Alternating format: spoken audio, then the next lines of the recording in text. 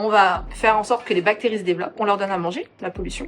On leur donne de l'air pour se développer. Et donc elles dépolluent pour nous. Oui, t'as bien entendu, des bactéries. Le traitement des eaux usées n'a aucun secret pour Aline qui n'a qu'un objectif. Protéger la santé des habitants en rendant à la nature une eau la plus propre possible. C'est pourquoi elle est devenue manageuse de 5 stations d'épuration. Faire de la dépollution d'eau usée, c'est un métier d'avenir. Il y en aura toujours besoin. Et en fait, on le voit, la station, elle accueille de plus en plus d'effluents. La métropole se développe. Et nous, il faut assurer derrière la qualité de traitement. Là, en fait, on va venir aérer. Donc l'aération qu'on voit ici, elle permet en fait d'apporter l'oxygène aux bactéries qui vont permettre de dépolluer. L'objectif de notre travail, c'est que notre station, elle reste conforme. C'est-à-dire que nos rejets, notre qualité épuratoire, elle soit bonne. Ça reste un endroit où on va manipuler des eaux usées. Il y a des boues, il y a des parties effectivement de la station qui sont pas forcément très agréables.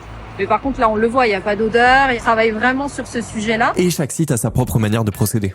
Alors ici, on est sur la station d'épuration de l'Île-à-Rou, qui est quasiment au centre d'Orléans. Si on devait schématiser, c'est comme des filtres à café. Et on vient passer l'eau épurée par les bactéries à travers ces filtres.